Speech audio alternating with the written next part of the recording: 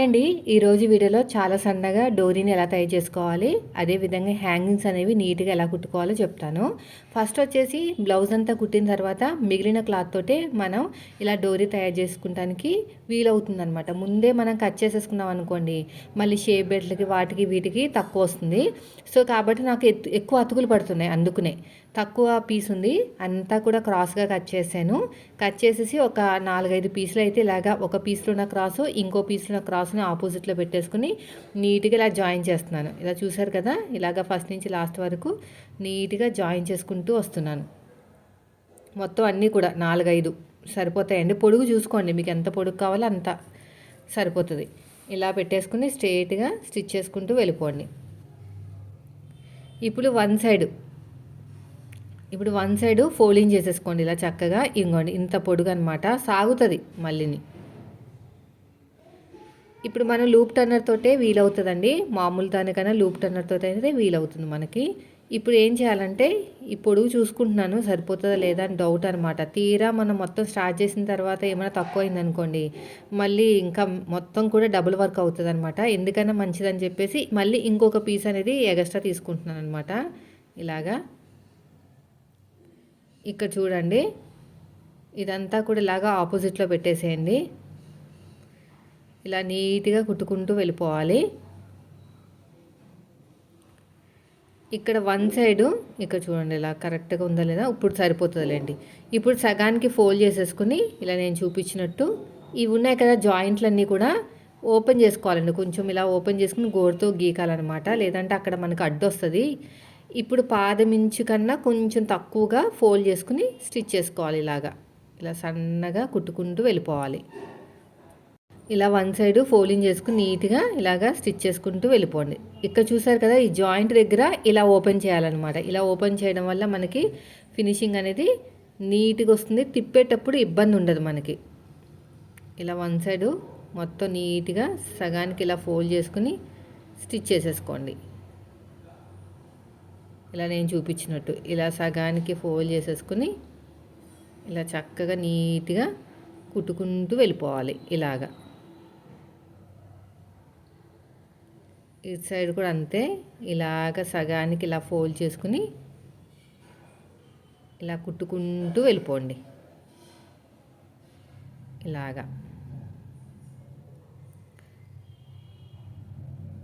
ఇక్కడ కూడా అంతే, ఇలా సగానికి ఫోల్డ్ చేసేసుకుని స్టిచ్ వేసేసుకోండి.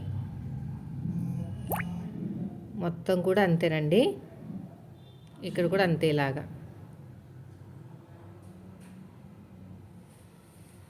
ఇలా నీట్గా కుట్టుకుంటూ వెళ్ళిపోవాలి. ఇప్పుడు ఎగస్ట్రా ఉన్న క్లాత్ని కూడా కట్ చేసేయండి. ఇక్కడ ఎగస్ట్రా ఉన్న క్లాత్ని నీట్గా కట్ చేసేయండి.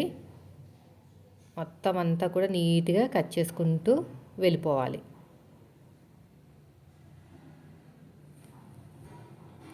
ఇలా అన్నమాట,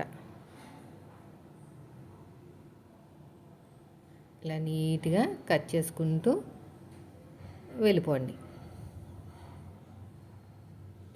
అయిపోయింది. ఇప్పుడు లూప్ టర్నర్ తీసేసుకోండి. ఈ లూప్ టర్నర్ వల్ల మనకి ఈజీగా లాగేయచ్చు అనమాట. లోపల ఉన్న క్లాత్ ఎంత పొడిగైనా సరే ఈజీగా లాగేయచ్చు. సో ఇప్పుడు నేను ఇలాగా లోపల నుంచి ఇలా పెట్టేసుకుని మనకి ఎక్కడా కూడా స్ట్రక్ అయ్యే ఛాన్సెస్ ఉండదన్నమాట, నేను చెప్పినట్టు మీరు స్టిచ్ వేసుకుంటే.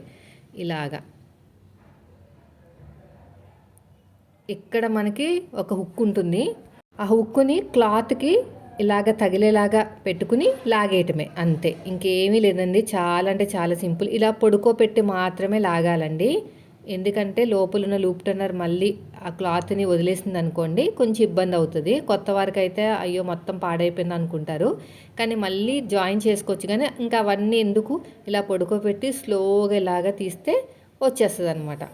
ఇంకోండి ఇలా పట్టుకుని మళ్ళీ ఇక్కడ ఇంకా చూడండి, ఇక్కడ మంచిగా చూసుకోండి, ఎందుకంటే జాయింట్లు ఎక్కువ పడ్డాయి కదా, ఎక్కువ జాయింట్లు పడే కొద్దీ కొంచెం మనకి ఇబ్బంది అవుతుంది ఇలా లాగేటప్పుడు.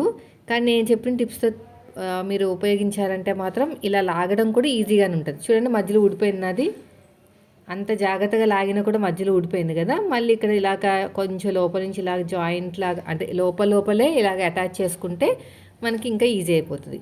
సో అయిపోయిందండి ఇది కూడా. ఇప్పుడు ఏం చేయాలంటే నేనైతే ఒక 4 ఇంచుల పొడుగు 4 ఇంచుల వెడల్పుతోటి క్లాత్ తీసుకున్నాను. ఇలా సమోసా షేప్ లాగా ఇచ్చేసి కొంచెం ఏమైనా ఎక్కువ తక్కువ ఉంటే కట్ చేశాను. ఇది లైనింగ్ క్లాత్ అనమాట. ఓకేనా. ఒరిజినల్ క్లాత్ కూడా సేమ్ అంతే. ఒరిజినల్ క్లాత్ను కూడా సేమ్ అలాగే పెట్టేసుకోండి, అలాగే కట్ చేసుకోండి ఒరిజినల్ క్లాత్ను కూడా. నా దగ్గర ఈ పీస్ అయితే మిగిలింది. ఇలాగ 4 ఫోల్డింగ్ చేసేసేయండి. మొత్తం ఇలా 4 ఫోల్డింగ్ చేసేసుకుని సో ఇక్కడ కూడా మనం కట్ చేసుకోవాలన్నమాట కరెక్ట్గా వచ్చేలాగా. ఇలా కరెక్ట్గా పెట్టేసుకుని ఇక్కడ చూడండి, ఒకటి పెట్టుకోండి ఇక్కడ. ఇలా పెట్టేసుకుని కట్ చేసేయండి. ఇక్కడ ఒరిజినల్ క్లాత్ రెండు లైనింగ్ క్లాత్ రెండింటిని కలిపే నేను జాయిన్ చేసి కుడుతున్నాను. ఇలా కరెక్ట్గా పెట్టేసుకోండి.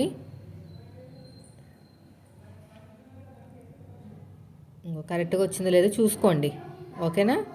ఇక నేను ఇలాగ అంబ్రెల్లా కటింగ్ ఎలా చేస్తాం అలా కట్ చేశాను అనమాట. ఈ సమోసా షేప్ ఇచ్చేసి ఇలా వచ్చింది కదా. ఇప్పుడు ఏం చేయాలంటే ఒక లైనింగ్ ఒక ఒరిజినల్.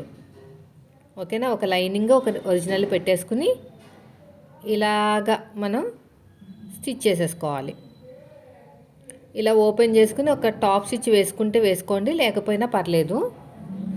ఒక టాప్ స్టిచ్ అయితే వేసేసుకోండి. ఇలాగా వేసేసుకుని ఇలా క్లోజ్ చేసేసుకుని మొత్తం అంతా కూడా జాయిన్ చేసుకుని హ్యాంగింగ్స్ రెడీ చేసుకోవాలి.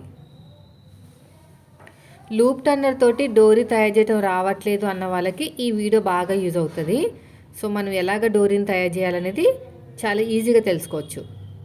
దేనికైనా టిప్సే ఉపయోగపడతాయండి. ఇలా ఎగస్ట్రా ఉన్న క్లాత్ని కట్ చేసుకుంటే మనకి ఇంత మంచిగా అందమైన హ్యాంగింగ్ అయితే రెడీ అయిపోతుంది. చూడండి ఎంత బాగుందో.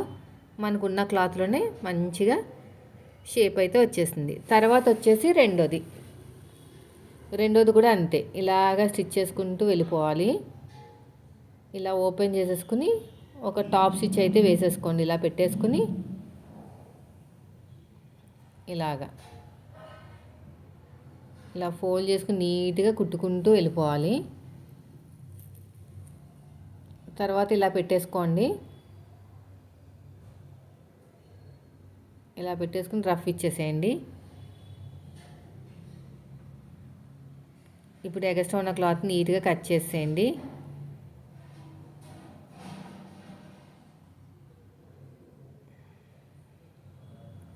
అంతే. చూసారు ఎంత బాగుందో. తర్వాత రెండోది కూడా అంతే. సేమ్ ఇలా పెట్టేసుకుని ఇలా నీట్గా కుట్టుకుంటూ వెళ్ళిపోవాలి. మళ్ళీ ఇలా ఓపెన్ చేసేసుకొని ఒక కుట్టు వేసేసేయండి ఇదంతా కూడా. ఇప్పుడు దీని కూడా అంతే. అంటే మొత్తానికి 3 రావచ్చు, 2 రావచ్చు, ఎన్ని వస్తే అన్ని. ఇలా నేను చూపించినట్టు ఇలాగ స్టిచ్ వేసేసేయండి. ఇలాగ రఫ్ ఇచ్చేసేయండి. అంతేనండి. ఇక్కడ ఎక్స్ట్రా ఉన్న క్లాత్ను కూడా కట్ చేసేయండి. చూసారా ఎంత బాగున్నాయో. తర్వాత ఇంకొక సైడ్ కూడా అంతే సేమ్. అక్కడొకటి ఇక్కడొకటి కుడితే మీకు తెలిసిపోతుంది. లేదంటే ముందే కౌంట్ చేసుకున్న పెట్టుకున్నా పర్లేదు. నాకు తెలిసి 3 వస్తాయి అంతేనండి. సో మళ్ళీ ఇలా ఓపెన్ చేసేసుకుని రఫ్ ఇచ్చేసేయండి.